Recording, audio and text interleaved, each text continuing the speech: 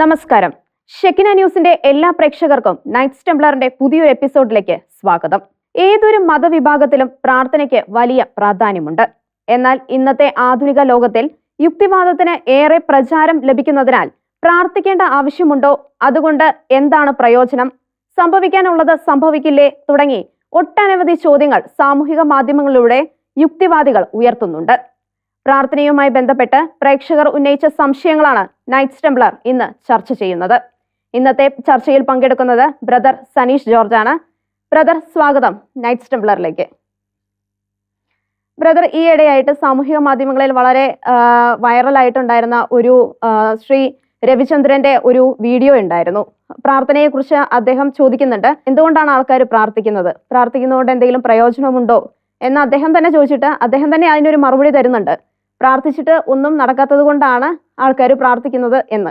അപ്പൊ നമ്മുടെ ആദ്യത്തെ ചോദ്യം ഇതാണ്, എന്തുകൊണ്ടാണ് ആളുകൾ പ്രാർത്ഥിക്കുന്നത്? പ്രാർത്ഥനയ്ക്ക് ഫലം ഉള്ളത് കൊണ്ടാണോ, ഫലം ഇല്ലാത്തത് കൊണ്ടാണോ? തീർച്ചയായിട്ടും വളരെ നല്ലൊരു ചോദ്യമാണത്. അപ്പോൾ അദ്ദേഹം കണ്ടെത്തുന്ന ഒരു മറുപടി എന്ന് പറയുന്നത് പ്രാർത്ഥനയ്ക്ക് ഫലം ഒട്ടും ഇല്ലാത്തത് കൊണ്ടാണ്, ഫലദായകത്വം ഇല്ലാത്തത് കൊണ്ടാണ് ആൾക്കാർ പ്രാർത്ഥിക്കുന്നത്. കാരണം അദ്ദേഹം തന്നെ അതിനോട് കൂട്ടിച്ചേർത്ത് പറയുന്ന കാര്യം ഇതാണ്, പ്രാർത്ഥനയ്ക്ക് ഫലദായകത്വം ഉണ്ടായിരുന്നെങ്കിൽ ഒന്നാമത്തെ ആൾ തന്നെ പ്രാർത്ഥിച്ച് ഈ ലോകം മുഴുവൻ സ്വന്തമാക്കും, പിന്നെ രണ്ടാമത്തെ ആൾക്ക് പ്രാർത്ഥിക്കാൻ ഒരു ഗ്യാപ്പില്ല എന്നുള്ളതാണ് അദ്ദേഹം പറയുന്നത്. യഥാർത്ഥത്തിൽ പ്രാർത്ഥനയുടെ അർത്ഥവും തലവും എന്ന് പറയുന്നത് ഈ ലോകത്തെ ഒന്ന് സ്വന്തമാക്കുക എന്നാണ് അദ്ദേഹം കരുതിയിരിക്കുന്നത്. മത്തായിയുടെ സുവിശേഷം 16-26 വചനം നമ്മുടെ മുമ്പിൽ വ്യക്തമായി വെക്കുന്ന ഒരു കാര്യമുണ്ട്. ഒരു ലോകം മുഴുവൻ നേടിയാലും അവന്റെ ആത്മാവ് നഷ്ടമായ അവന് എന്ത് പ്രയോജനം? ബൈബിൾ മുന്നോട്ട് വെക്കുന്ന ഒരു കാര്യം ആത്മാവിന്റെ രക്ഷയെക്കുറിച്ചാണ്. പ്രാർത്ഥനയെല്ലാം കേന്ദ്രീകരിച്ചിരിക്കുന്നത് നിത്യരക്ഷയുമായി ബന്ധപ്പെട്ടിട്ടാണ്. ഞാൻ ഇതിനോട് ചേർത്ത് വെച്ച് പറയാൻ ആഗ്രഹിക്കുന്ന ഒരു കാര്യം, ഈ കഴിഞ്ഞ ദിവസങ്ങളിൽ അസ്ബറി യൂണിവേഴ്സിറ്റി എന്ന് പറയുന്ന അവിടെ ഒരു റിവൈവൽ നടന്നു. ഏതാനും മണിക്കൂറുകൾ മാത്രമായിട്ട് ഒതുങ്ങേണ്ട ഒരു പ്രെയർ, ഒരു ദിവസത്തെ ഒരു പ്രെയറിന് വന്ന യുവജനങ്ങൾ, അതിൽ ഒരുപാട് പേര് തിരികെ പോയി. എന്നാൽ ഏതാനും യുവജനങ്ങൾ അവിടെ കൂടി നിൽക്കുക. അവർ വീണ്ടും പ്രാർത്ഥിക്കാൻ അവർക്കൊരു ഒരു ഉൾപ്രേരണ കിട്ടി, അതിൽ അവർ മുന്നോട്ട് പോവുകയാണ്. അങ്ങനെ ആ പ്രാർത്ഥന, ഏതാനും മണിക്കൂറുകൾ ഒതുങ്ങേണ്ട പ്രാർത്ഥന, അത് മണിക്കൂറുകൾ, ദിവസങ്ങൾ, ആഴ്ചകൾക്കും പിന്നിട്ട് ഇപ്പോഴും തുടർന്നുകൊണ്ടിരിക്കുന്നു. അപ്പൊ എൻ്റെ ഒരു ചോദ്യം ഇതാണ്, എന്തുകൊണ്ടാണ് ആൾക്കാർ അങ്ങനെ പ്രാർത്ഥിക്കുന്നത്? തീർച്ചയായിട്ടും ഒരു ഭൗതിക വസ്തുവിന്റെ നേട്ടത്തിന് വേണ്ടി, ഒരു ഭൗതികമായിട്ടുള്ള ഒരു ആഗ്രഹത്തിന്റെ പൂർത്തീകരണത്തിന് വേണ്ടിയാണ് ആ യുവജനങ്ങൾ അവിടെ കൂടിയിരുന്നെങ്കിൽ ഒരിക്കലും അങ്ങനെ ആ പ്രാർത്ഥന മണിക്കൂറുകൾക്കും ദിവസങ്ങൾക്കും ആഴ്ചകൾക്കും വഴിമാറില്ല. അതിനു മുമ്പേ അവർ പണ്ടേക്ക് വേണ്ടി നിർത്തിപ്പോകും. മറിച്ച് അവരനുഭവിക്കുന്ന ഒരു ദൈവ സാന്നിധ്യമുണ്ട്, അവരനുഭവിക്കുന്ന ഒരു ദൈവ സായുജ്യമുണ്ട്. അപ്പൊ അതാണ് അവരെ ഇവിടെ പിടിച്ചു നിർത്തുന്നത്. തങ്ങൾ അറിയാത്ത, തങ്ങളെ നിയന്ത്രിക്കുന്ന ഒരു എന്താ പറയാ, സൂപ്പർ നാച്ചുറൽ പവർ, ദൈവികമായ ഒരു സാന്നിധ്യം അവർ അനുഭവിക്കുന്നത് കൊണ്ടാണ് അവരവിടെ പ്രാർത്ഥനയിലായിരിക്കുന്നത്. ഇന്നും അത് തുടർന്നുകൊണ്ടിരിക്കുന്നു. അപ്പൊ ഇതിന്റെയൊക്കെ അർത്ഥം ഇത്രയേ ഉള്ളൂ, പ്രാർത്ഥനയുടെ ആത്യന്തികമായ ലക്ഷ്യം എന്ന് പറയുന്നത് ദൈവവുമായിട്ടുള്ള ഒന്നുചേരലാണ്.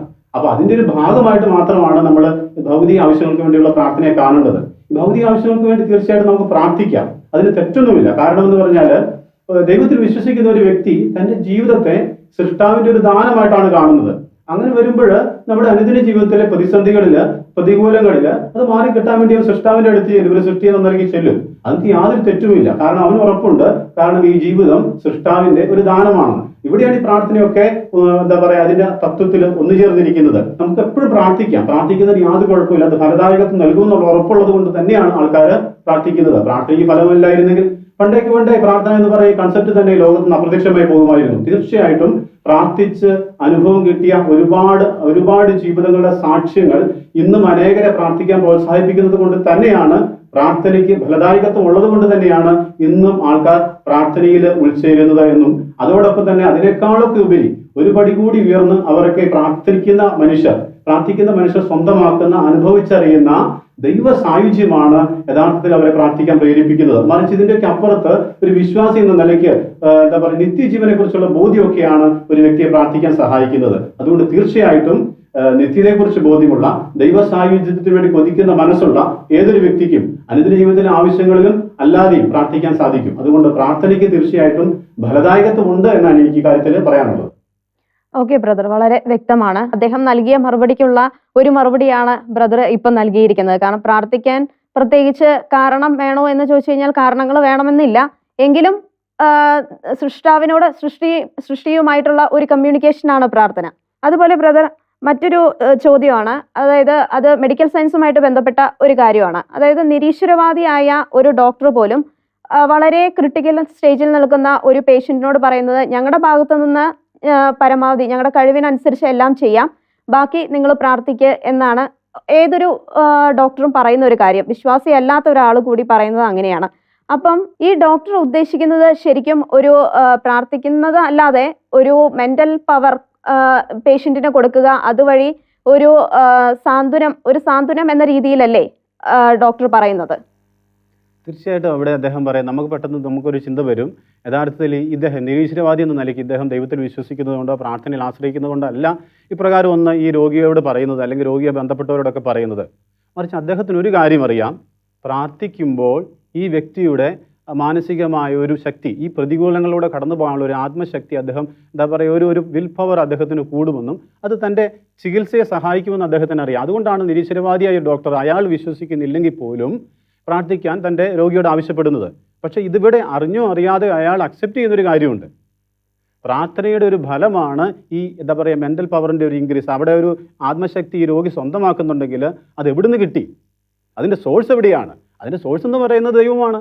ആ പ്രാർത്ഥനയിലൂടെ ആ വ്യക്തിയുടെ മനസ്സിനെ ഉന്മേഷഭരിതമാക്കുന്നത്, ഈ പ്രതികൂലങ്ങളിൽ കടന്നു പോകാനുള്ള ഒരു ആത്മശക്തി പകർന്നു കൊടുക്കുന്നത് ദൈവമാണ്. അതുകൊണ്ട് തീർച്ചയായിട്ടും അത് അദ്ദേഹം അറിഞ്ഞോ അറിയാതെയോ പറയുന്നത് പ്രാർത്ഥനയ്ക്ക് ഫലദായകത്വം ഉണ്ടെന്നുള്ളതാണ്. അദ്ദേഹം വിശ്വസിക്കുന്നുണ്ടെങ്കിലും, അദ്ദേഹം അത് സ്വീകരിക്കുന്നുണ്ടെങ്കിലും ഇല്ലെങ്കിലും, അദ്ദേഹം വിശ്വസിക്കുന്നുണ്ടെങ്കിലും ഇല്ലെങ്കിലും അദ്ദേഹം പറയുന്ന കാര്യം എന്ന് പറയുന്നത് പ്രാർത്ഥനയ്ക്ക് ഫലദായകത്വം ഉണ്ടെന്നുള്ളത് തന്നെയാണ്. അതുകൊണ്ടാണല്ലോ പ്രാർത്ഥിക്കാൻ പറയുന്നത്. പ്രാർത്ഥിക്കുമ്പോൾ ഈ വ്യക്തിയുടെ മാനസികമായ ഒരു നിലയ്ക്ക് മാറ്റം വരുന്നു. കുറച്ചും കൂടി അയാൾ മാനസികമായിട്ട് ശക്തിപ്പെട്ട് ഈ ട്രീറ്റ്മെൻറ്റിനോട് സഹകരണവും മരുന്നുകൾക്ക് കൂടുതലായിട്ട് എഫക്റ്റീവ്നെസ് ഒക്കെ കിട്ടുന്നു എന്നുള്ളത് ഇയാൾക്ക് തന്നെ ഒരു അനുഭവത്തിൽ നിന്നാണ് ഇയാൾ പറയുന്നത്. അതിൻ്റെ അർത്ഥം എന്താ? പ്രാർത്ഥനയുടെ നിരവധിയായ ഫലങ്ങളിൽ ഒന്നാണ് ഈ മാനസികമായിട്ടുള്ള ഒരു ശക്തിപ്പെടൽ, മെന്റൽ പവർ ഇൻക്രീസ് ചെയ്യുന്നത്. ഇതിൻ്റെ ഒരു ഫലം മാത്രമാണ്. തീർച്ചയായിട്ടും പ്രാർത്ഥനയെ അയാൾ ഇൻഡയറക്റ്റ് ആയിട്ട് അംഗീകരിക്കുകയാണ് ഇതിലൂടെ ചെയ്യുന്നത്. വളരെ വ്യക്തമാണ് ബ്രദർ. അതുമായിട്ട് ബന്ധപ്പെട്ട് മറ്റൊരു ചോദ്യം വന്നിരിക്കുന്ന ഇതാണ്, അതായത് രോഗം വരുമ്പോൾ ഒരു ക്രൈസ്തവൻ മെഡിക്കൽ സയൻസിനെയാണോ പ്രാർത്ഥനയാണോ കൂടുതൽ ആശ്രയിക്കേണ്ടത്, അതല്ലെങ്കിൽ പ്രാധാന്യം നൽകേണ്ടത്? ഏതിനാണ് കൂടുതൽ പ്രാധാന്യം നൽകേണ്ടതാണെന്നാണ് ചോദ്യം. തീർച്ചയായിട്ടും ആദ്യത്തെ തലം പറയുകയാണെങ്കിൽ നമ്മൾക്ക് രണ്ടിനെയും ആശ്രയിക്കേണ്ടതുണ്ട്.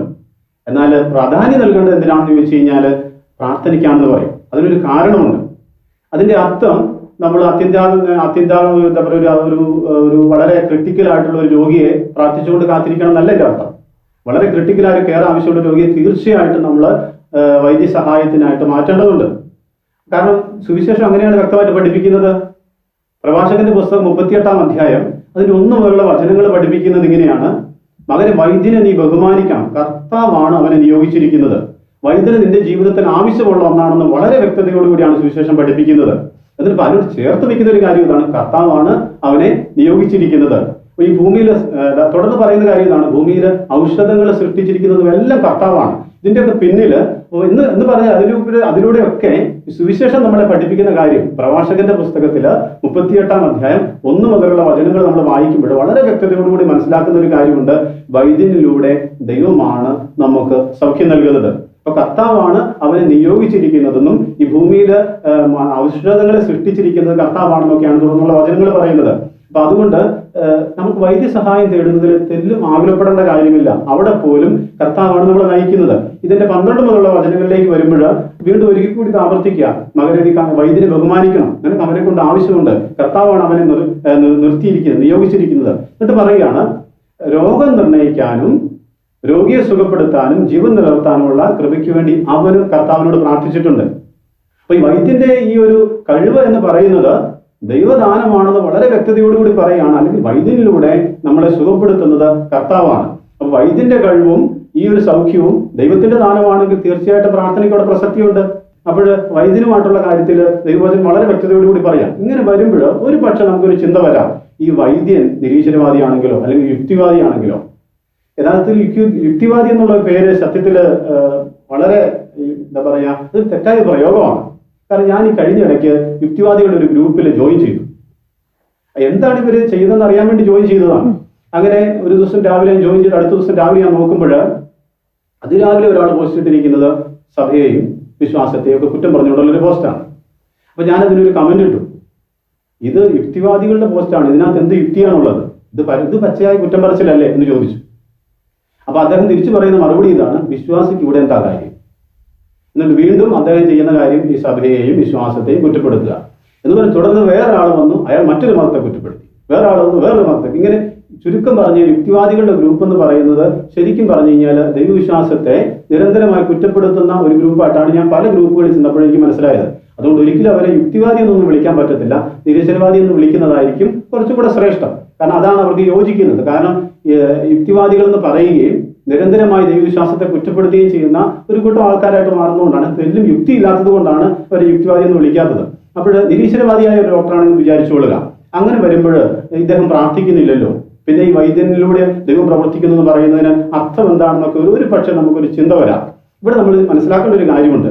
നിരന്തര പ്രാർത്ഥനയെക്കുറിച്ചുള്ള സഭയുടെ പ്രബോധനത്തിൽ ഒരു കാര്യം വളരെ വ്യക്തതയോടുകൂടി പറയുകയാണ്: അതിന് നിരന്തരമായ ദൈവസാന്നിധ്യ അവബോധം വേണം. ദൈവം കൂടെ ഉണ്ടല്ലോ, ദൈവത്തെ പറ്റിയുള്ള ചിന്ത, സാന്നിധ്യ സ്മരണ നമുക്ക് ആവശ്യമുണ്ട്. പക്ഷേ രസകരമെന്ന് പറയട്ടെ, ഇതിനകത്ത് ഏറ്റവും വളരെ പ്രധാനമായിട്ടുള്ളത് ഒരു വിശ്വാസി ചിന്തിക്കുന്നതിനേക്കാൾ കൂടുതൽ ദൈവത്തെക്കുറിച്ച് ചിന്തിക്കുന്നത് നിരീശ്വരവാദിയാണെന്നുള്ളതാണ് സത്യം. അയാളത് അങ്ങനെ ചെയ്യുന്നത് ദൈവവിശ്വാസത്തെ പ്രോത്സാഹിപ്പിക്കാനൊന്നുമല്ല. ഇപ്പൊ ഉദാഹരണം പറഞ്ഞാൽ ഈ സി രവിചന്ദ്രൻ സാറ് തന്നെയാണെങ്കിലും അദ്ദേഹം ഒരു സാധാരണ വിശ്വാസി വായിക്കുന്നതിനേക്കാൾ അധികമായിട്ട് ബൈബിൾ വായിക്കുന്നുണ്ട്. അദ്ദേഹം ഒരു വിശ്വാസി സംസാരിക്കുന്നതിനേക്കാൾ, സാധാരണ ഒരു വിശ്വാസി സംസാരിക്കുന്നതിനേക്കാൾ അധികമായി യേശുക്രിസ്തുവിനെ കുറിച്ച് സംസാരിക്കുന്നുണ്ട്.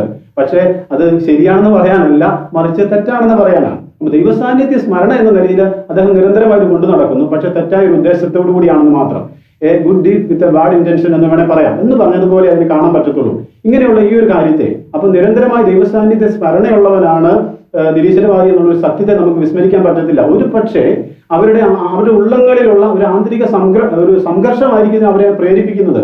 ദൈവം ഉണ്ടോ എന്നുള്ള യഥാർത്ഥത്തിൽ അവരെ പിടിച്ചു വയ്ക്കുന്ന ഒരു ചോദ്യമാണ്. അല്ല എങ്കിൽ ഒരു യുക്തിവാദി എന്ന നിലയ്ക്ക് നമ്മൾ ചിന്തിക്കേണ്ട ഒരു കാര്യമുണ്ട്. യുക്തിവാദി എന്ന നിലയ്ക്ക് ദൈവം ഇല്ല എന്ന് അവർ വിശ്വസിക്കുന്നു, അങ്ങനെയാണ് ചിന്തിക്കുന്നത്. അല്ലെങ്കിൽ നിരീശ്വരവാദി എന്ന നിലയ്ക്ക് അവരങ്ങനെ ചിന്തിക്കുന്നു. ഇല്ലാത്തൊരു കാര്യത്തെ തെളിയിക്കേണ്ടതുണ്ടോ? സ്വർഗം ഉണ്ടെന്ന് തെളിയിക്കാൻ നമ്മളോട് പറഞ്ഞാൽ നമുക്ക് എന്താ പറയാ, അതിന് സോളിഡ് ആയ ഒരു എവിഡൻസ് കൊണ്ടുവരാൻ ബുദ്ധിമുട്ട് വരുന്നത് പോലെ തന്നെ സ്വർഗം ഇല്ല എന്ന് തെളിയിക്കാനും യുക്തിവാദത്തിൽ സാധ്യമല്ല, സയൻസിന് സാധ്യമല്ല. കാരണം ഇല്ലാത്തവർ നമുക്ക് തെളിയിക്കാൻ പറ്റില്ല. അങ്ങനെയാണ് അവിടെ തന്നെ വാദഗതി. അവര് തന്നെ ഒന്ന് ശ്രമിച്ചുകൊണ്ടിരിക്കുക, ദൈവം ഉണ്ടോ ഇല്ലയോ, അല്ലെങ്കിൽ ഈ പറയുന്ന സത്യങ്ങള് നിത്യജീവനിലുള്ള സത്യങ്ങളെ കുറിച്ചൊക്കെ അവര് ഈ ഒരു ലോകത്തിൽ നിന്നുകൊണ്ട് തന്നെ അന്വേഷണം നടത്തിക്കൊണ്ടിരിക്കുകയാണ്. ഉള്ളിന്റെ ഉള്ളിൽ അനുഭവപ്പെടുന്ന ഒരു ആന്തരിക സംഘർഷമാണ് അതിന്റെ വെളിവ്. കാരണം അല്ലാതെ യഥാർത്ഥത്തിൽ അവർ ചിന്തിക്കുകയാണ്, ദൈവം ഇല്ലാന്ന് ചിന്തിക്കുകയാണ്, പിന്നെ അതിന് തെളിയിക്കേണ്ട ആവശ്യമില്ല. അപ്പൊ അത് തന്നെ അത് തന്നെ അതുകൊണ്ടാണ് ഞാൻ പറഞ്ഞു ഇവരെ യുക്തിവാദി എന്ന് വിളിക്കാൻ പറ്റില്ല എന്ന് പറയുന്നത്. അപ്പൊ ആ ഒരു അർത്ഥത്തിൽ ചിന്തിക്കുമ്പോൾ ഇവർ നിരന്തരമായ ദൈവസാന്നിധ്യ സ്മരണയിലാണ്. അപ്പൊ അതൊരു പ്രാർത്ഥനയുടെ വശമാണെന്ന് വേണേൽ നമുക്ക് കണക്കാക്കാം. കാരണം പൗലോസ്ലീഹ ഫിലിപ്പിയർക്ക് എഴുതിയ ലേഖനത്തിൽ അതിന്റെ 1-ാം അധ്യായം 14 മുതലുള്ള വചനങ്ങളിൽ ഒരു കാര്യം പറയുന്നുണ്ട്. അതിപ്രകാരം അത് പറയുന്നതാണ്. അവിടെ ഈ ഫിലിപ്പിയ സഭയിൽ പൗലോസ്ലീഹയുടെ അപ്പസ്തോല അധികാരത്തെയും സുശേഷ ദൗത്യത്തെ അംഗീകരിക്കുന്ന ഒരു കൂട്ടരുണ്ട്, അംഗീകരിക്കാത്തൊരു കൂട്ടരുണ്ട്. അപ്പൊ ഈ അംഗീകരിക്കുന്ന കൂട്ടര് അദ്ദേഹം ആ സമയത്ത് പൗലോസ്ലീഹ തടവിലാക്കപ്പെടുകയാണ്. അപ്പൊ അവര് വളരെ വേദനയോടുകൂടി സുവിശേഷം പറയുമ്പോൾ ഒരു കൂട്ടര് ഈ പൗലോസ്ലീഹയുടെ അപ്പസ്തോലികമായിട്ടുള്ള അധികാരത്തെ അംഗീകരിക്കാത്ത ഒരു കൂട്ടര് ഇദ്ദേഹം ജയിലിലായി എന്ന് കണ്ടപ്പോൾ വളരെ തീക്ഷ്ണതയോടെ ഈ വിശ്വാസ രംഗത്തേക്ക് ഇറങ്ങി പ്രവർത്തിക്കുക. അപ്പൊ ഇതിനെക്കുറിച്ച് പൗലോസ്ലീഹ ഈ ജയിലിൽ കിടന്ന് പറയുന്ന ഒരു കാര്യമുണ്ട്. ചിലര് കക്ഷി മാത്സര്യം മൂലം, സ്വാർത്ഥത മൂലം യേശുക്രിസ്തുവിനെ പ്രസംഗിക്കുന്നു, എന്നാൽ മറ്റു ചിലരാകട്ടെ സന്മനസ്സോടുകൂടി അങ്ങനെ ചെയ്യുന്നു. എന്നിട്ട് പൗലോസ്ലീഹ കൂട്ടിച്ചേർത്ത് വെക്കുന്നത് വളരെ വളരെ ചിന്തിക്കേണ്ട ഒരു വചനമാണ്. അങ്ങനെ പറയാം: സന്മനസ്സോടുകൂടിയാണെങ്കിലും കാപട്യത്തോടു കൂടിയാണെങ്കിലും ക്രിസ്തുവാണല്ലോ പ്രഘോഷിക്കപ്പെടുന്നത്, ഞാൻ അതിൽ സന്തോഷിക്കുന്നു. എത്ര മനോഹരമായ ഒരു കാര്യം പറയുന്നത്. സന്മനസ്സോടു കൂടിയാണെങ്കിലും കാപട്യത്തോടു കൂടിയാണെങ്കിലും ക്രിസ്തുവാണല്ലോ പ്രഘോഷിക്കപ്പെടുന്നത് എന്ന് പറഞ്ഞതുപോലെ നിരീശ്വരവാദിയാണെങ്കിലും ഈശ്വരവിശ്വാസിയാണെങ്കിലും ദൈവത്തെ പറ്റിയാണല്ലോ ചിന്തിക്കുന്നത്. നിരന്തര സാന്നിധ്യ സ്മരണം രണ്ടാൾക്കും ഉണ്ടല്ലോ. തീർച്ചയായിട്ടും നല്ല ദൈവം അത് ഒരു പ്രാർത്ഥനയായിട്ട് കണക്കാക്കുമെന്നാണ് ഞാൻ ഉദ്ദേശിച്ചത്. എന്ന് പറഞ്ഞാൽ നിരീശ്വരവാദി ഒരു ഡോക്ടർ പോലും ദൈവം ഇല്ല എന്ന് പറയാനുള്ള ഒരു തത്രപ്പാടിൽ നിരന്തരമായി ദൈവസാന്നിധ്യ സ്മരണ കൊണ്ട് നടക്കുന്നു. അപ്പൊ അതുകൊണ്ട് പ്രാർത്ഥന അവിടെ ഇല്ല എന്നൊന്നും നമുക്ക് അവകാശപ്പെടാൻ പറ്റില്ല. തുടർന്ന് നമ്മൾ ഇതിനോട് തന്നെ ബന്ധപ്പെടുത്തി ഒരു കാര്യം കൂടെ നമ്മൾ മനസ്സിലാക്കേണ്ടതുണ്ട്. ഞാൻ പറഞ്ഞു പ്രഭാഷകന്റെ പുസ്തകം 38-ാം അധ്യായം വൈദ്യന്റെ സ്ഥാനത്തെക്കുറിച്ച് വളരെ വ്യക്തതയോടെ പറയുമ്പോൾ അതിനോട് ചേർന്ന് തന്നെ അതിന്റെ 6-7 വചനങ്ങൾ പറയുന്നത് മനുഷ്യരുടെ സിദ്ധികളിൽ മഹത്വപ്പെടേണ്ടതിന് ദൈവം അവർക്ക് അത്ഭുതങ്ങൾ പ്രവർത്തിക്കാനുള്ള സിദ്ധി നൽകി എന്നുള്ളതാണ്. മനുഷ്യന്റെ അത്ഭുത കൃത്യങ്ങളിൽ മഹത്വപ്പെടേണ്ടതിന് ദൈവം അവർക്ക് സിദ്ധികൾ നൽകി എന്നുള്ളതാണ്. അതുപയോഗിച്ച് അവൻ രോഗിയെ സുഖപ്പെടുത്തുന്നു, വേദന അകറ്റുന്നു എന്ന് പറഞ്ഞാൽ ഇവിടെ വ്യക്തതയോടുകൂടി പറയുന്നത് രോഗശാന്തി വരത്തെ പറ്റിയാണ്. അപ്പൊ പ്രാർത്ഥനയിലൂടെ അത്ഭുതകരമായും ദൈവം തന്നെ സുഖപ്പെടുത്തുന്നു. അപ്പൊ അതിനെക്കുറിച്ച് വളരെ വ്യക്തതയോടെയാണ് പറയുന്നത്. മർക്കോസിന്റെ സുവിശേഷം 16-18 ഈശോ ഇത് വ്യക്തമാക്കുന്നുണ്ട്. അവർ രോഗികളുടെ മേൽ കൈകൾ വെക്കുക, അവർ സൗഖ്യം പ്രാപിക്കും. അപ്പൊ രോഗശാന്തി വരം എന്ന് പറയുന്നത് ഒരു സത്യമാണ്. പ്രാർത്ഥനയിലൂടെ ചില സമയങ്ങളിൽ മെഡിക്കൽ സയൻസ് എഴുതി തെളിയ എത്രയോ ആയിരക്കണക്കിന് ജീവിതങ്ങളെ സൗഖ്യപ്പെട്ടതിന്റെ സാക്ഷി നമ്മുടെ കൺമുമ്പിലുണ്ട്. അപ്പൊ അതുകൊണ്ട് പ്രാർത്ഥന എല്ലാ തരത്തിലും ശ്രേഷ്ഠമാണ്. ചില അവസരങ്ങളിൽ മെഡിക്കൽ സയൻസ് തോറ്റ് പിന്മാറുമ്പോൾ പോലും, അങ്ങനെ എല്ലാത്ത അവസരത്തിലും ദൈവത്തിന് സൗഖ്യപ്പെടുത്താൻ പറ്റില്ല എന്നല്ല. പ്രാർത്ഥനയ്ക്ക് എപ്പോഴും ഒരു എന്താ പറയാ, വൈദ്യശാസ്ത്രമായാലും പ്രാർത്ഥനയായാലും അല്ലെങ്കിൽ ഒരു മറ്റൊരു പ്രാർത്ഥനയുടെ അവസരമായാലും എവിടെയാണെങ്കിലും ദൈവം പ്രവർത്തിക്കുന്നു. ഈ രണ്ടിലും പ്രവർത്തിക്കുന്നത് ഒരേ ദൈവം തന്നെ. വൈദ്യനിലൂടെ സുഖപ്പെടുത്തുന്നതും പ്രാർത്ഥനയുടെ ഒരു അവസരത്തിൽ ഒരു വ്യക്തിയിലൂടെ രോഗശാന്തി വരം നൽകിക്കൊണ്ട് ആ വ്യക്തിയോട് സുഖപ്പെടുത്തുന്നതും ദൈവം തന്നെയാണ്. അപ്പൊ അതുകൊണ്ട് എന്തായാലും വൈദ്യനിലൂടെ ആയാലും പ്രാർത്ഥിക്കുന്ന രോഗശാന്തി വരമുള്ള വ്യക്തിയിലൂടെ ആയാലും ആത്യന്തികമായി സൗഖ്യം നൽകുന്നത് ദൈവമാണ്. അതുകൊണ്ടാണ് ഒരു രോഗത്തിന്റെ മധ്യത്തിൽ ഏറ്റവും പ്രധാനപ്പെട്ടതായിട്ട് നിൽക്കുന്നത് പ്രാർത്ഥനയാണ്. അതിന്റെ അർത്ഥം ട്രീറ്റ്മെന്റിനെ നിരസിക്കണം എന്നല്ല, മറിച്ച് തക്കതായ ട്രീറ്റ്മെന്റ് നമുക്ക് കൊടുക്കാം. കാരണം ദൈവമാണ് വൈദ്യനിലൂടെ നമ്മളെ സുഖപ്പെടുത്തുന്നത്. വളരെ വ്യക്തമാണ് ബ്രദർ. പ്രാർത്ഥനയെക്കുറിച്ചും അതുപോലെ മെഡിക്കൽ സയൻസിനെ കുറിച്ചും ബന്ധിപ്പിച്ചാണ് ബ്രദർ ഇത്ര നേരം സംസാരിച്ചത്. ഒരുപക്ഷെ ഈ ചോദ്യം ചോദിച്ചവർക്കൊക്കെ തന്നെ ആ ഒരു കാര്യത്തിൽ വളരെ ക്ലാരിറ്റി കിട്ടിയിട്ടുണ്ടാവും എന്ന് പ്രതീക്ഷിക്കുന്നു. അതുപോലെ മറ്റൊരു ചോദ്യമാണ്, കർത്താവേ കർത്താവേ എന്ന് വിളിക്കുന്നവനല്ല, എൻ്റെ പിതാവിൻ്റെ ഹിതം നിറവേറ്റുന്നവനാണ് ദൈവരാജ്യത്തെ പ്രവേശിക്കുക എന്ന് ഈശോ പറഞ്ഞിട്ടുണ്ട്. അപ്പോൾ പിന്നെ നന്നായി ജീവിച്ചാൽ മതിയില്ലേ? ബാക്കിയെല്ലാം നമ്മുടെ ആവശ്യങ്ങൾ അറിയുന്ന ദൈവം നമുക്ക് ചെയ്തു തരില്ലേ? നമ്മളിങ്ങനെ വെറുതെ നിന്ന് പ്രാർത്ഥിക്കേണ്ട ആവശ്യമുണ്ടോ? ഇത് വളരെ ആൾക്കാരെ കുഴക്കുന്ന ഒരു ചോദ്യമാണ്. പ്രാർത്ഥനയിലുള്ള നിരന്തരം പ്രാർത്ഥിക്കണം എന്ന് ആഗ്രഹിക്കുന്ന, അല്ലെങ്കിൽ പ്രാർത്ഥനയിൽ ഒരു പടി കൂടി മുന്നോട്ട് പോകണമെന്ന് ആഗ്രഹിക്കുന്ന ഒരുപാട് പേര് പോലും ഈ വചനത്തിന്റെ അവിടെ എത്തുമ്പോഴൊന്ന് തട്ടി നിൽക്കാറുണ്ട്. അവർക്ക് പെട്ടെന്നൊരു ചിന്ത വരിക, ഇങ്ങനെ നിരന്തരം പ്രാർത്ഥിക്കുകയാണോ വേണ്ടത്? അതുകൊണ്ടൊക്കെ വലിയ കാര്യമുണ്ടോ? മറിച്ച് ഇങ്ങനെയൊക്കെ ചെയ്താൽ ഞാൻ സ്വർഗത്തിൽ പോകുന്ന ഒരുപാട് ആശങ്കപ്പെടുത്തുന്ന ഒരു വചനമായിട്ടാണ് അനേകർ ഇതിനെ കാണുന്നത്. പക്ഷേ ഇതിന്റെ ഒരു ആത്മീയ വശം എന്താണെന്നുള്ളത് നമ്മൾ തിരിച്ചറിയേണ്ടതുണ്ട്. നിരന്തരം പ്രാർത്ഥിക്കേണ്ട എന്നുള്ളത് ബൈബിളിന്റെ ഒരു ഉപദേശമല്ല, മറിച്ച് നിരന്തരം പ്രാർത്ഥിക്കണം എന്നുള്ളതാണ് ബൈബിളിന്റെ ഉപദേശം. 1 തെസ്സലോനിക്കർ 5-ാം അധ്യായം അതിന്റെ 16-ാം വാക്യം പറയുന്നുണ്ട്, എപ്പോഴും സന്തോഷത്തോടെ ഇരിക്കുവിൻ, ഇടവിടാതെ പ്രാർത്ഥിക്കുവിൻ. ആ പ്രാർത്ഥനയ്ക്ക് ഒരു ഇടമുറിവുകൾ ഉണ്ടാകരുതെന്നും ഇടവിടാതെ പ്രാർത്ഥിക്കണമെന്നും ബൈബിൾ നമ്മളെ ഉപദേശിക്കുന്നു. ഈശോ തന്നെ ഇതിനെ പഠിപ്പിക്കുന്നുണ്ട്. ലൂക്കായുടെ സുവിശേഷത്തില് 18-ാം അധ്യായത്തിന്റെ 1 മുതലുള്ള വചനങ്ങൾ വായിക്കുമ്പോൾ അവിടെ ന്യായാധിപനും വിധവയും എന്നുള്ള ഒരു ഉപമ അവിടെ എടുത്തു വയ്ക്കുകയാണ്. എന്നിട്ട് അവിടെ പറയുന്നത് എങ്ങനെയാണ്? അതിന്റെ ആദ്യ വചനം എങ്ങനെയാണ്? ഭഗ്നാശരാകാതെ എപ്പോഴും പ്രാർത്ഥിക്കണമെന്ന് കാണിക്കാൻ അവൻ അവരോട് ഒരു ഉപമ പറഞ്ഞു. അപ്പൊ ഈശോ വളരെ വ്യക്തതയോടെ പഠിപ്പിക്കുകയാണ് നിരന്തരം പ്രാർത്ഥിക്കണമെന്ന്. അപ്പൊ ഈ ഒരു മത്തായിയുടെ സുവിശേഷം 7-ാം അധ്യായത്തിലെ 21-ാം വചനവും ലൂക്കായുടെ സുവിശേഷത്തിലെ 18-ാം അധ്യായത്തിന്റെ 1-ാം വചനവും കോൺട്രാക്റ്റിയർ അല്ല.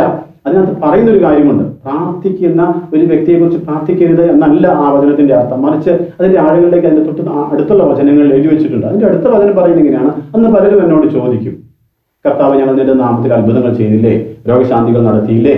അപ്പോൾ ഈ കൃപാവരങ്ങൾ തെറ്റാണോ? കൃപാവരങ്ങൾ ഉപയോഗിച്ച് പ്രാർത്ഥിക്കുന്നത് തെറ്റാണോ? അതിനുവേണ്ടി പ്രവർത്തിക്കുന്ന ശുശ്രൂഷയ്ക്ക് വേണ്ടി നിലകൊള്ളുന്നത് തെറ്റാണോ? തീർച്ചയായിട്ടും അല്ല. കാരണം ഈശോ തന്നെയാണ് പറഞ്ഞത്, മർക്കോസിന്റെ സുവിശേഷം 16-ാം അധ്യായം 17-ാം വചനത്തിൽ പറയുന്നത്, വിശ്വസിക്കുന്നവരോടുകൂടെ അടയാളങ്ങൾ ഉണ്ടാവും, അവരെന്റെ നാമത്തിൽ പിശാചുക്കളെ ബഹിഷ്കരിക്കും, അവര് പുതിയ ഭാഷകൾ സംസാരിക്കും, അവർ സർപ്പങ്ങളെ കയ്യിലെടുക്കും, അവർ മാർഗമാണെന്ന് കുടിച്ചാൽ അവർക്ക് ആനുവര്യക്രിയയില്ല, അവർ രോഗികളുടെ കൈകൾ വയ്ക്കുക, സൗഖ്യം പ്രാപിക്കും. അപ്പൊ കൃപാവരങ്ങളെ കുറിച്ച്, പിശാചുക്കളെ ബഹിഷ്കരിക്കുന്നതിനെ കുറിച്ചും രോഗികളെ സുഖപ്പെടുന്നതിനെ കുറിച്ചും ഒക്കെ ഈശോ തന്നെയാണ് വളരെ വ്യക്തതയോടുകൂടി, അത് ഒരു വിശ്വാസിയുടെ അടയാളവും അവകാശവുമാണ്, അവൻ ചെയ്യേണ്ട കടമയാണെന്നൊക്കെ വളരെ വ്യക്തതയോടുകൂടി പറയുന്നത്. അപ്പൊ ഇതൊന്നും ചെയ്യരുത് എന്നല്ല തിരുവചനത്തിന്റെ ഉപദേശം എന്ന് പറയുന്നത്, മറിച്ച് അതിന്റെ തൊട്ട് താഴെ എഴുതിയിരിക്കുകയാണ്. എന്നിട്ട് പറയുന്നത്, എന്റെ ഈ വചനം കേട്ട് അത് അനുസരിക്കുന്നവൻ പാറപ്പുറത്ത് ഭവനം പണിത വിവേകമതിയായ മനുഷ്യന് തുല്യനാണ്. അപ്പോൾ ഇത് ശ്രദ്ധിക്കേണ്ട ഒരു കാര്യമാണ്. പ്രാർത്ഥിക്കുന്ന, ദൈവ ശുശ്രൂഷ ചെയ്യുന്ന ഒരു വ്യക്തി അവന്റെ ജീവിതത്തെ വചനമാകുന്ന പാറമേൽ പടുതുയർത്തിയില്ല എങ്കിൽ അവൻ നിത്യരക്ഷ പ്രാപിക്കില്ല. ഇതാണ് പറഞ്ഞതിന്റെ അർത്ഥം. അപ്പം പ്രാർത്ഥിക്കുന്ന ഒരു വ്യക്തിക്ക് സാക്ഷ്യ ജീവിതം അനിവാര്യമാണ്. അത് പ്രാർത്ഥിക്കുന്ന വ്യക്തി അല്ല, എല്ലാവരും വ്യക്തി ഈ അടിസ്ഥാനപരമായി നമ്മളെല്ലാം വിളിക്കപ്പെട്ടിരിക്കുന്നത് എല്ലാ അർത്ഥത്തിലും ജീവിതം കൊണ്ട് സാക്ഷി നൽകാനുള്ള വിളിയിൽ നിന്ന് ആർക്കും ഒരു ഒഴിവുകഴിവില്ല. അത് പ്രാർത്ഥിക്കുന്ന വ്യക്തി ആയാലും ശുശ്രൂഷ ചെയ്യുന്ന വ്യക്തി ആയാലും ജീവിതം കൊണ്ടുള്ള ഒരു സാക്ഷ്യം, അതിന് there is no exception for that. അതാണ് അതിന്റെ യഥാർത്ഥമായ അർത്ഥം. അപ്പൊ അതുകൊണ്ട് എന്നിട്ട് പറയുകയാണ്, കാരണം അല്ലെങ്കിൽ ഒരു വ്യക്തി തന്റെ ജീവിതത്തെ വചനത്തിന്റെ പാറമേലല്ല പണിയുന്നതെങ്കിൽ കാറ്റൂതും വെള്ളപ്പൊക്കവും ഉണ്ടാവും, നീ വീണു പോകും. അപ്പൊ അടിസ്ഥാനപരമായിട്ട് ആ വ്യക്തി സ്വർഗത്തിൽ പോകാത്തതിന് കാരണം എന്താ? അവൻ വീണുപോയി എന്നുള്ളതാണ്. ഈ വീണു പോകാനുള്ള കാരണം എന്താ? സ്വന്തം ജീവിതത്തെ പ്രലോഭനങ്ങളുടെ പ്രതിസന്ധികളുടെ ജീവിത സമയത്ത് അദ്ദേഹം വീണു പോകാനുള്ള കാരണം എന്താ? പ്രാർത്ഥിക്കുന്നുണ്ടായിരുന്നു, ശുശ്രൂഷ ചെയ്യുന്നുണ്ടായിരുന്നു, പക്ഷെ ജീവിതത്തിൽ എന്തില്ല? വചനമാകുന്ന അടിത്തറയില്ല. അതുകൊണ്ട് പ്രാർത്ഥിക്കുന്ന വ്യക്തി നരകത്തിൽ പോകുന്നതല്ല, അല്ലെങ്കിൽ സ്വർഗത്തിൽ പോകില്ല എന്നല്ല ഈശോ പറയുന്നത്. മറിച്ച് വീണുപോയ വ്യക്തിയാണ് സ്വർഗരാജ്യം പ്രവേശിക്കാതിരിക്കുന്നത്. കാരണം എന്താ? തുറന്നു പറയുന്നത്, മണൽപ്പുറത്ത് എൻ്റെ ഈ വചനം കേട്ടിട്ട് അത് അനുസരിക്കാത്തവൻ മണൽപ്പുറത്ത് ഭവനം പണിത വിവേകരഹിതനായ മനുഷ്യന് തുല്യനാണ്. മഴ പെയ്ത് വെള്ളപ്പൊക്കം ഉണ്ടായി കാറ്റൂതി അത് വീണുപോയി, അതിന് വീഴ്ച ഭയങ്കരമായി. അപ്പൊ വീണുപോയവനാണ് ദൈവരാജ്യത്തിൽ പ്രവേശിക്കാതിരിക്കുന്നത്. വീണുപോയതിന് കാരണം എന്താ? ജീവിതത്തെ, അവന്റെ വ്യക്തിപരമായ ജീവിതത്തെ വചനമാകുന്ന പാറമേൽ അവൻ പടുത്തുയർത്തിയില്ല എന്നുള്ളതാണ്. അപ്പൊ അതുകൊണ്ട് വളരെ പ്രസക്തമായ ഒരു കാര്യമാണ്, പ്രാർത്ഥിക്കുന്ന ശുശ്രൂഷ ചെയ്യുന്ന ഏതൊരു വ്യക്തിയും വചനത്തിൽ അടിസ്ഥാനം ഉറപ്പിക്കപ്പെട്ട ഒരു ജീവിതം നയിക്കാൻ ഇവിടെ നമുക്ക് ബാധ്യതയുണ്ട്. അല്ലാതെ കർത്താവ് എന്ന് വിളിക്കരുത് എന്നല്ല ആ വചനത്തിന്റെ അർത്ഥം. ശുശ്രൂഷ ചെയ്യരുത് എന്നല്ല അർത്ഥം. മറിച്ച് ഇതെല്ലാം ചെയ്യണമെന്ന് ഈശോയുടെ തന്നെ തിരുവചനങ്ങളാണ്. ഈ വചനങ്ങൾ പരസ്പര വൈരുദ്ധ്യങ്ങളുമല്ല, മറിച്ച് അത് പറയുന്ന ഒരു ആന്തരിക സത്തയുണ്ട്. പ്രാർത്ഥിക്കുന്ന ശുശ്രൂഷ ചെയ്യുന്ന ഒരു വ്യക്തി വചനമാകുന്ന പാറമേല് ജീവിതം പടുത്തുയർത്തുന്നവനായിരിക്കണം. അല്ലെങ്കിൽ പ്രതികൂലങ്ങളുടെ, പ്രലോഭനങ്ങളുടെ കാറ്റിൽ, കൊടുങ്കാറ്റിൽ, വെള്ളപ്പൊക്കത്തിൽ അവൻ വീണുപോകും. അത് നിത്യരക്ഷയ്ക്ക് തടസ്സമാകുന്നുള്ളതാണ്. ബ്രദർ, അതായത് പ്രാർത്ഥിക്കണം, ഏതൊരു വ്യക്തിയും പ്രാർത്ഥിക്കണം. പക്ഷെ പ്രാർത്ഥന മാത്രമായതുകൊണ്ട് കാര്യമില്ല. സ്വന്തം ജീവിതത്തിൽ നിന്ന്, സ്വന്തം പ്രവർത്തനങ്ങളിലും ആ ഒരു ജീവിത സാക്ഷ്യം, അതായത് വചനത്തിന്റെ സാക്ഷ്യവുമായിട്ട് ആ വ്യക്തി മുന്നോട്ട് പോയാലേ അത് ഒരു ഫലപ്രദമാവുകയുള്ളൂ എന്നാണ് ഈ വചനം ഉദ്ദേശിക്കുന്നതെന്ന് തോന്നുന്നു, അല്ലേ? ബ്രദർ, അടുത്തൊരു ചോദ്യം ഇതാണ്: എപ്പോഴും പ്രാർത്ഥിക്കുക, പള്ളിയിൽ പോവുക എന്നൊക്കെ പറയുന്നത് പഴഞ്ചനല്ലേ? ഇതൊക്കെ ഇന്നത്തെ തലമുറയ്ക്ക് എത്രത്തോളം ഉൾക്കൊള്ളാൻ പറ്റും? അവരുടെ ഇന്നത്തെ തിരക്ക് പിടിച്ച ജീവിതത്തിൽ പ്രാർത്ഥനയും പള്ളിയിൽ പോകലും ഒക്കെ പ്രായോഗികമാണോ? അപ്പൊ അതിനനുസരിച്ച് കാര്യങ്ങൾ മാറ്റണ്ടേ, ഒരു മാറ്റം വരണ്ടേ എന്നാണ് ചോദ്യം. തീർച്ചയായിട്ടും. ഇത് ഞാൻ പറഞ്ഞു, ബൈബിളിന്റെ ഉപദേശം എന്ന് പറയുന്നത് നിരന്തര പ്രാർത്ഥനയാണ്. നിരന്തര പ്രാർത്ഥനയുമായി ബന്ധപ്പെട്ട് ഞാൻ നിരീശ്വരവാദികളുമായി ബന്ധപ്പെട്ട ഒരു കാര്യം പറഞ്ഞിരുന്നു. നിരന്തര പ്രാർത്ഥനയുടെ ഒരു അടിസ്ഥാന ഘടകം എന്ന് പറയുന്നത് നിരന്തര ദൈവസാന്നിധ്യ സ്മരണയാണ്. എല്ലാ കാര്യങ്ങളും ദൈവസ്മരണയോടുകൂടി ദൈവത്തോട് ചേർന്ന് ചെയ്യുക എന്നുള്ളതാണ് നിരന്തര പ്രാർത്ഥന എന്ന് പറയുന്നത്. അതെപ്പോഴും സാധ്യമാണ്, അതിന് വലിയ ബുദ്ധിമുട്ടൊന്നുമില്ല. ഒരു അടുക്കളയിൽ പണിയുന്ന ഒരു അമ്മച്ചിക്കും അപ്പോൾ കറി വെക്കുമ്പോൾ എന്താ പറയുക, അല്ലെങ്കിൽ കറിക്ക് അരിയുമ്പോഴും തുണി അലക്കുമ്പോഴും ദൈവത്തോട് ചേർന്ന് അത് ചെയ്യാൻ പറ്റും. ദൈവസാന്നിധ്യ സ്മരണയോടുകൂടി ചേർന്ന് ചെയ്യാൻ പറ്റും. കാരണം ഓരോ കാര്യങ്ങളും നമ്മൾ ചെയ്യുന്നത് ചിന്തിച്ചുകൊണ്ടാണ്.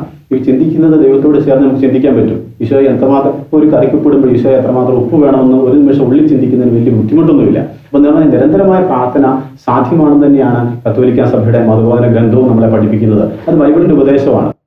ഈ നിരന്തരമായ പ്രാർത്ഥന എന്ന് പറയുമ്പോൾ എനിക്ക് തോന്നുന്നു സംശയം വരുന്നതിന്റെ റീസൺ, ഒരു മുറിയിൽ അടച്ചിട്ടിരുന്ന് പ്രാർത്ഥിക്കണം എന്നൊരു ഐഡിയ ആണ് സമൂഹത്തിന് കിട്ടിയിരിക്കുന്നതെന്ന് തോന്നുന്നു. അതല്ലാതെ നമ്മൾ ഏതൊരു നിമിഷം നടക്കുമ്പോഴാണെങ്കിലും ഇരിക്കുമ്പോഴാണെങ്കിലും ഏതൊരു നേരത്തെ പറഞ്ഞ പോലെ അടുക്കളയിൽ വർക്ക് ചെയ്യുമ്പോഴാണെങ്കിലും അല്ലെങ്കിൽ ജോലി സ്ഥലത്ത് വർക്ക് ചെയ്യുമ്പോഴാണെങ്കിലും ദൈവമേ എന്നൊന്ന് വിളിച്ചു കഴിഞ്ഞാൽ അതൊരു പ്രാർത്ഥനയാണ്.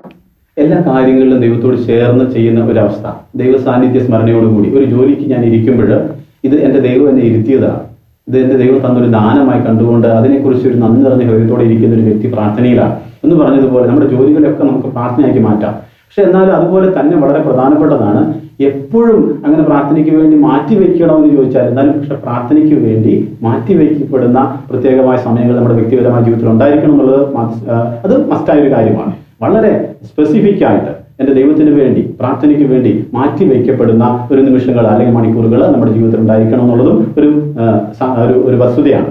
ഇതിനെക്കുറിച്ച് തന്നെ കത്തോലിക്ക സഭയുടെ മതബോധന ഗ്രന്ഥം പഠിപ്പിക്കുന്ന വളരെ ചിന്തിക്കാൻ പറ്റുന്ന ഒരു കാര്യമാണ്. അതിങ്ങനെയാണ് പറയുന്നത്: നിശ്ചയിക്കപ്പെട്ട സമയത്ത് പ്രാർത്ഥിക്കാത്ത ഒരു വ്യക്തിക്ക് നിരന്തര പ്രാർത്ഥന സാധ്യമല്ല.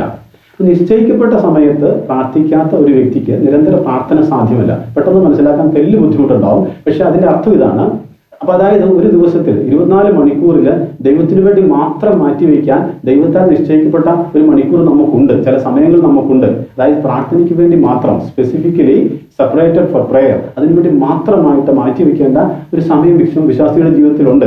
അപ്പൊ അത് ചെയ്യാത്തൊരു വ്യക്തിക്ക്, ദൈവത്തിന് വേണ്ടി മാത്രം മാറ്റിവെക്കേണ്ട ആ സമയം മാറ്റിവെക്കാത്തൊരു വ്യക്തിക്ക് നിരന്തരമായി ഈ ദൈവസാന്നിധ്യ സ്മരണ കൊണ്ട് നടക്കാൻ പറ്റത്തില്ല. ഇന്ന് അനേകർക്ക് ഈ ദൈവസാന്നിധ്യ സ്മരണയിൽ വ്യാപരിക്കാൻ കഴിയാത്തതിന് പോലും കാരണം ഇതാണ്. കാരണം നിശ്ചയിക്കപ്പെട്ട സമയം ദൈവത്തിന് കൊടുത്തിട്ടില്ല എന്നുള്ളതാണ്. അപ്പോൾ ഏതൊരു വ്യക്തി നിശ്ചയിക്കപ്പെട്ട സമയം ദൈവത്തിനായിട്ട് മാറ്റിവെക്കുന്നോ ആ വ്യക്തിക്ക് നിരന്തര പ്രാർത്ഥനയിലൂടെ കടന്നു പോകാൻ സാധിക്കും. പക്ഷേ ഇവിടുത്തെ ഈ ചോദ്യത്തിന്റെ അടിസ്ഥാനപരമായ ഒരു എന്താ പറയുക, അതിൻ്റെ ഒരു സത്ത എന്ന് പറയുന്നത്, ഒരു വ്യക്തി വിചാരിക്കുകയാണ് ഞാൻ വിശ്വാസിയാണ്, പക്ഷെ അത് പോരെ, നന്നായിട്ടൊക്കെ ജീവിച്ചാൽ പോരെ, മറിച്ച് എപ്പോഴും ഈ പ്രാർത്ഥന, പള്ളിപ്പോക്കെന്നൊക്കെ പറഞ്ഞ് അങ്ങനെ അതൊക്കെ ഒരു എന്താ പറയാ, അതൊക്കെ ഒരു ആവശ്യമില്ല എന്നുള്ളൊരു ചിന്തയിൽ നിന്നാണ് ഇത്തരം ചോദ്യങ്ങൾ ഇതൊക്കെ എപ്പോഴും പ്രാക്ടിക്കൽ ആണോ എന്നാണ് ചോദ്യം. ആ ചോദ്യം വരുന്നത് തന്നെ അദ്ദേഹത്തിന് ഇത് പറ്റുന്നില്ല എന്നുള്ളതാണ്. എന്തുകൊണ്ടാണ് ഈ ചോദ്യം ഇങ്ങനെ ഒരു വ്യക്തിയുടെ മനസ്സിൽ വരുന്നത്? ഇതൊക്കെ എപ്പോഴും പ്രാക്ടിക്കൽ ആണോ എന്ന് ചിന്ത. ഈ ഒരു ചോദ്യം വരുന്നത് അടിസ്ഥാനപരമായിട്ട് വരുന്നത് ഞാൻ അതിനോട് ചേർത്തൊരു വചനം വയ്ക്കുക, എന്നിട്ട് അതിന്റെ അടിസ്ഥാനപരമായിട്ട് നമുക്ക് അതിന് കാരണം എന്താണെന്നുള്ള ആ കൺക്ലൂഷനിലേക്ക് വരാം. റോമാലേഖനം 10-14 വചനമാണ്. അതിങ്ങനെയാണ് പറയുന്നത്, തങ്ങൾ വിശ്വസിച്ചിട്ടില്ലാത്ത ഒരുവനെ അവർ എങ്ങനെ വിളിച്ചപേക്ഷിക്കും. അപ്പോൾ വിശ്വാസവും പ്രാർത്ഥനയും ഒരു നാണയത്തിന്റെ ഇരുവശങ്ങളാണ്. വിശ്വസിക്കാത്ത ഒരുത്തിന് പ്രാർത്ഥിക്കാൻ ബുദ്ധിമുട്ടുണ്ടാവും. അപ്പോൾ അടിസ്ഥാനപരമായിട്ട് ആ വ്യക്തിക്ക് പ്രാർത്ഥിക്കാൻ കഴിയാത്തതിന്റെ കാരണം വിശ്വാസരാഹിത്യമാണ്. അപ്പോൾ നമ്മൾ ആ വ്യക്തി കരുതുകയാണ് ഞാൻ ദൈവത്തിൽ വിശ്വസിക്കുന്നുണ്ടെന്ന്. അപ്പൊ ദൈവത്തിൽ വിശ്വസിക്കുക എന്ന് പറഞ്ഞാൽ എന്താ? അടിസ്ഥാനപരമായിട്ട് ആ ഒരു കാര്യത്തിന്റെ സത്ത എന്താണെന്ന് അറിയാവോ? ഒരു വ്യക്തി ദൈവത്തിൽ വിശ്വസിക്കുക എന്ന് പറഞ്ഞാൽ ആ വ്യക്തി തന്റെ ജീവിതത്തിന്റെ ഏറ്റവും പ്രഥമ സ്ഥാനത്തേക്ക് ദൈവത്തെ കൊണ്ടുവരിക, ദൈവത്തിന് 1-ാം സ്ഥാനം കൊടുക്കുക. അപ്പൊ എല്ലാ കാര്യത്തിലും വളരെ അപ്പൊ അവന്റെ ജീവിതത്തിൽ ഏറ്റവും പ്രധാനപ്പെട്ട ഒരു സമയത്തെ ദൈവത്തിന് മാറ്റിവെക്കാനൊക്കെ പറ്റും വിശ്വസിക്കുന്ന ഒരു വ്യക്തി. കാരണം അതാണല്ലോ ഈ ദൈവത്തിന് പ്രഥമ സ്ഥാനം കൊടുക്കുക എന്ന് പറഞ്ഞാൽ കൊണ്ട് അർത്ഥമാക്കുന്നത്. അപ്പൊ ദൈവത്തിന് പ്രഥമ സ്ഥാനം കൊടുത്ത ഒരു വ്യക്തിക്ക് പ്രാർത്ഥിക്കാൻ സമയം ഉണ്ടാവും. കാരണം എന്താ? അവന്റെ ജീവിതത്തിലെ ഏറ്റവും പ്രധാനപ്പെട്ട വ്യക്തി എന്ന് പറയുന്നത് ദൈവമാണ്. ആ പ്രധാനപ്പെട്ട വ്യക്തിക്ക് വേണ്ടി മാറ്റിവെക്കാൻ സമയം ഉണ്ടാവും. അപ്പം വിശ്വസിക്കുന്ന ഒരു വ്യക്തിക്ക് പ്രാർത്ഥിക്കാൻ വലിയ ബുദ്ധിമുട്ടില്ല. ആ വ്യക്തിക്ക് നമ്മുടെ കർത്താവായ യേശുക്രിസ്തുവിന്റെ കുരിശിലെ യാഗമാവുന്ന പരിശുദ്ധ ബലിയിൽ പങ്കെടുക്കാൻ സമയമുണ്ടാകും. കാരണം എന്താ? അവന്റെ ജീവിതത്തിൽ യേശുവിനാണ് 1-ാം സ്ഥാനം. അപ്പോഴാ യേശുവിന്റെ ബലിക്ക് വേണ്ടി പോകാൻ അദ്ദേഹത്തിന് പറ്റും. അപ്പോൾ ഇങ്ങനെയൊക്കെ മാറ്റി വെക്കണം. പ്രാർത്ഥനയ്ക്കും പള്ളിപ്പോക്കിനുമായിട്ട് എൻ്റെ ജീവിതത്തിൽ അങ്ങനെ മാറ്റി വെക്കണോ? ഞാൻ തിരക്ക് പിടിച്ച ഒരു ജീവിതം നയിക്കുന്ന ആളല്ലേ എന്ന് ചോദിക്കുമ്പോൾ അടിസ്ഥാനപരമായ കാരണമായി പറയേണ്ടത് വിശ്വാസരാഹിത്യമാണ്. ഇത് കത്തോലിക്ക സഭയുടെ മതബോധന ഗ്രന്ഥത്തിൽ ഇത് വളരെ വ്യക്തതയോടുകൂടി പഠിപ്പിക്കുന്നുണ്ട്. ബാറ്റിൽ ഓഫ് പ്രെയർ എന്ന് പറഞ്ഞ ഒരു ഭാഗമുണ്ട്, പ്രാർത്ഥനയിലെ പോരാട്ടങ്ങൾ. അപ്പൊ അതിനകത്ത് പറയുന്നൊരു കാര്യമുണ്ട്. അതിനെങ്ങനെയാണ്? ഏറ്റവും സർവ്വസാധാരണവും ഏറ്റവും മറഞ്ഞിരിക്കുന്നതുമായ പ്രാർത്ഥനയിലെ പോരാട്ടം എന്ന് പറയുന്നത് വിശ്വാസരാഹിത്യമാണ്. ഏറ്റവും സർവ്വസാധാരണവും ഏറ്റവും മറഞ്ഞിരിക്കുന്നതുമായ പ്രാർത്ഥനയിലെ പോരാട്ടം എന്ന് പറയുന്നത് വിശ്വാസരാഹിത്യമാണ്. എന്നിട്ട് അത് നമുക്ക് പെട്ടെന്ന് തോന്നുവാണെങ്കിൽ ഈ വ്യക്തി പറയുന്നുണ്ടല്ലോ എനിക്ക് വിശ്വാസമുണ്ടെന്ന്, അല്ലെങ്കിൽ ഏതൊരു വ്യക്തിയും ചിന്തിക്കുന്നത് എനിക്ക് വിശ്വാസമുണ്ട്.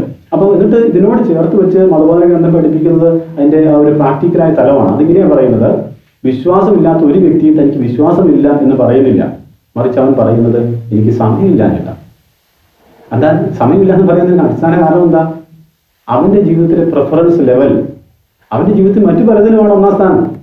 അവന്റെ ജീവിതത്തിൽ ദൈവത്തിനല്ല 1-ാം സ്ഥാനം. കാരണം ഈ സമയം 24 മണിക്കൂർ എല്ലാവർക്കും ഉണ്ടല്ലോ. എന്നിട്ട് എന്തുകൊണ്ട് എന്തെങ്കിലും സമയമില്ല എന്ന് പറയുന്നു? അതിന്റെ അർത്ഥം എന്താ? എനിക്ക് ഉറങ്ങണം, എനിക്ക് ജോലി ചെയ്യണം, എനിക്ക് വിശ്രമിക്കണം, എനിക്ക് തിന്നണം, കുടിക്കണം, എന്റേതായ എല്ലാ കാര്യങ്ങളും ചെയ്യണം. ഇതെല്ലാം കഴിഞ്ഞിട്ട് എനിക്ക് എന്തില്ല? സമയമില്ല. എന്റെ അടിസ്ഥാനപരമായ കാര്യം എന്താ? എന്റെ ജീവിതത്തിൽ ദൈവത്തിന് യാതൊരു പ്രയോറിറ്റിയും ഇല്ല എന്ന് ദൈവം 1-ാം സ്ഥാനത്തല്ല. അതിന്റെ അർത്ഥം എന്താ? വിശ്വാസരാഹിത്യം എന്നാണ്. അതായത് പറഞ്ഞു പോകുന്നത് വിശ്വാസവും പ്രാർത്ഥനയും ഒരു നാണയത്തിന്റെ ഇരുവശങ്ങൾ പോലെയാണ്. അത് ഒരുമിച്ച് ചേർന്ന് പോകുന്ന ഒരു കാര്യമാണ്. വിശ്വസിക്കുന്ന ഒരു വ്യക്തിക്ക് തീർച്ചയായിട്ടും പ്രാർത്ഥിക്കാൻ പറ്റും. അതുകൊണ്ടാണ് ഇങ്ങനെ പറയുക, നിനക്ക് ഉന്നതമായ വിശ്വാസം ഉണ്ടെങ്കിൽ നീ നിരന്തരമായി പ്രാർത്ഥിച്ചിരിക്കും.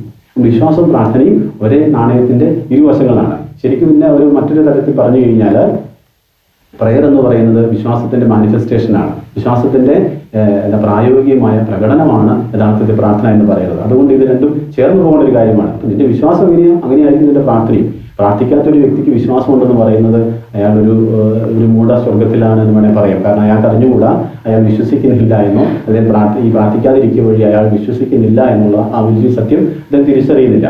അതുകൊണ്ട് വിശ്വാസവും പ്രാർത്ഥനയും ഒരേ രീതിയിൽ പോകേണ്ടതാണ്. നിരന്തര പ്രാർത്ഥന സാധ്യമാണ്. അതിനുവേണ്ടി ചെയ്യേണ്ട കാര്യങ്ങളെക്കുറിച്ച് നമുക്ക് അവയർനെസ് ഉണ്ടാവണം. അതിതായി ഞാൻ പറഞ്ഞു, നിശ്ചയിക്കപ്പെട്ട സമയങ്ങൾ മാറ്റിവെക്കേണ്ടത്. അതായത് ദൈവത്തിനായിട്ട് സ്പെസിഫിക് ആയിട്ട് മാറ്റിവെക്കാൻ ഒരു സമയം ജീവിതത്തിൽ കണ്ടെത്തുന്ന ഒരു വ്യക്തിക്ക് നിരന്തര പ്രാർത്ഥനയും സാധ്യമാണ്. പ്രാർത്ഥിക്കാത്തൊരു വ്യക്തി വിശ്വസിക്കുന്നു എന്ന് പറയുന്നത് ഒരു കള്ളവുമാണ്. ബ്രദർ വളരെ വ്യക്തമാണ്. പ്രേക്ഷകർ ചോദിച്ച ചോദ്യങ്ങൾക്കുള്ള കൃത്യമായ ഉത്തരം നൽകാൻ ബ്രദറിന് സാധിച്ചിട്ടുണ്ട്. ഇത്രയും നേരം നൈറ്റ്സ് ടെംപ്ലറിന് വേണ്ടി ബ്രദറുടെ വിലപ്പെട്ട സമയം ചെലവഴിച്ചതിന് വളരെ നന്ദി. Thank you so much.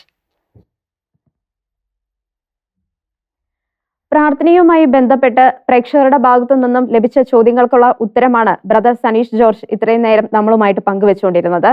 പ്രാർത്ഥന എന്ന് പറയുന്നത് സൃഷ്ടിയും സൃഷ്ടാവും തമ്മിലുള്ള ഒരു ആശയവിനിമയമാണ്. അതേസമയം തന്നെ വിശ്വാസത്തിന്റെ ഒരു പ്രകടനമാണ് പ്രാർത്ഥന. വിശ്വാസമുള്ള ഒരു വ്യക്തിക്ക് നിരന്തരം പ്രാർത്ഥിക്കാൻ സാധിക്കും എന്നാണ് ഇന്നത്തെ ചർച്ചയിൽ നിന്നും നമുക്ക് മനസ്സിലാക്കാൻ സാധിച്ചത്. മറ്റൊരു വിഷയവുമായി അടുത്ത ആഴ്ച ഇതേ സമയം നൈറ്റ്സ് ടെംപ്ലറിൽ വീണ്ടും കണ്ടുമുട്ടാം. അതുവരേക്കും ഗുഡ് ബൈ.